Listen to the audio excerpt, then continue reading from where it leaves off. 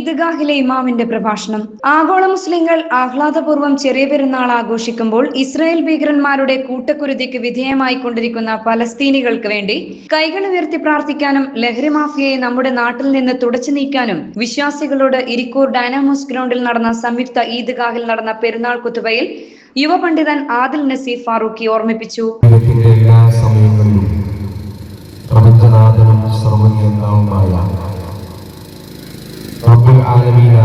റഹ്മാനായ പടച്ചതമ്പുരാന്റെ കൽപ്പനാ നിർദ്ദേശങ്ങൾ ജീവിതത്തിലെങ്കിലും സൂക്ഷിച്ചും അംഗീകരിച്ചും ജീവിക്കണമേ എന്ന് ആമുഖമായി ഓർമ്മപ്പെടുത്തുകയാണ്, വസീയത്ത് ചെയ്യുകയാണ്.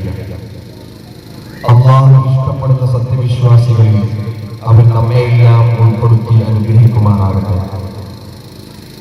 അല്ലാഹുവിന്റെ അതിഥിയായി നമ്മളിലേക്ക് വന്നണഞ്ഞിരുന്ന പരിശുദ്ധ റമദാനിലെ ആവോളം നന്മകൾ ചെയ്ത് സംതൃപ്തിയോടെ യാത്രയാക്കിയ ലക്ഷോപലക്ഷം വിശ്വാസികൾ ഈദുൽ ഫിത്ർ ആഘോഷിക്കുകയാണ്.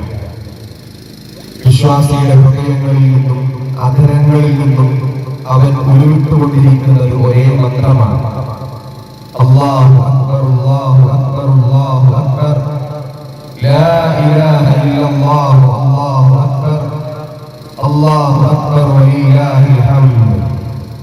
എന്താണ് നമ്മൾ ഈ ആവർത്തിച്ച് ഉച്ചരിച്ചത്? എനിക്ക് ജീവിതത്തിൽ ഏറ്റവും വലിയവൻ അല്ലാഹുവാണ്. എന്റെ ജീവിതത്തിൽ ഞാൻ ഒന്നാം സ്ഥാനം കൊടുക്കുന്നത് അല്ലാഹുവിനാണ്, അവനാണ് എന്നാണ് നമ്മൾ അറിഞ്ഞും അറിയാതെയും ഒക്കെ ആവർത്തിച്ച് ഉച്ചരിക്കുന്നത്. ഒന്നുകൂടെ വിശദമാക്കിയാൽ, ഞാൻ ഏറെ ആഗ്രഹിക്കുന്ന സമ്പത്തിനേക്കാൾ, ഞാൻ വല്ലാതെ ഇഷ്ടപ്പെടുന്ന എന്റെ മക്കളേക്കാൾ, ഞാൻ താലോലിക്കുന്ന സ്നേഹിക്കുന്ന എന്റെ ജീവിതത്തിലെ എല്ലാ സൗകര്യങ്ങളെക്കാൾ, എന്റെ ജോലിയേക്കാൾ, ശമ്പളത്തെക്കാൾ, വീടിനേക്കാൾ, വാഹനത്തെക്കാൾ ഒക്കെ എനിക്ക് പ്രിയപ്പെട്ടവൻ അല്ലാഹുവാണ് എന്നാണ് നമ്മൾ ആവർത്തിച്ച് ഉച്ചരിച്ചത്. അതുകൊണ്ടാണ് കഴിഞ്ഞ ഒരു മാസം വിശപ്പുണ്ടായിട്ടും വെള്ളം കുടിക്കണമെന്ന് ആഗ്രഹമുണ്ടായിട്ടും പട്ടിണി കിടക്കാൻ കാരണം എനിക്ക് ഏറ്റവും വലിയവൻ അല്ലാഹു അവന്റെ കൽപ്പനകളുമായതുകൊണ്ടാണ്. പെരുന്നാൾ കേവലം ആഘോഷം മാത്രമല്ലെന്നും മാനവികമായ ഉൾക്കരുത്ത് കൈവരിക്കൽ കൂടിയാണെന്നും ഒരു മാസത്തെ വ്രതം ഓരോ വിശ്വാസിയെയും ആത്മവിശുദ്ധിയുള്ളവനാക്കും. മതപരമായ ജീവിതത്തിന്റെ ആത്മാവകാശത്തിനൊപ്പം സാംസ്കാരികവും സാമൂഹികവുമായ മൂല്യം ഉയർത്തിപ്പിടിക്കാനും പെരുന്നാളിന് സാധിക്കും.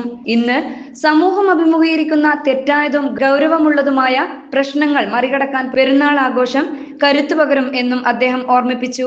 നഷ്ടപ്പെട്ടുകൊണ്ടിരിക്കുന്ന കുടുംബത്തിന്റെയും നാടിന്റെയും സൗഹൃദം തിരിച്ചുപിടിക്കാൻ ചെറിയ പെരുന്നാളിന് സാധിക്കണം. വ്രതദിനങ്ങളുടെ ചൈതന്യവും നന്മകളും ചോർന്നു പോവാതെ പെരുന്നാൾ ആഘോഷിക്കണം. സമർപ്പണ മനസ്സോടെ വ്രതാനുഷ്ഠാനത്തിലൂടെ ശുദ്ധീകരിച്ച ഹൃദയവുമായാണ് വിശ്വാസികൾ പെരുന്നാളിനെ സ്വാഗതം ചെയ്തത്.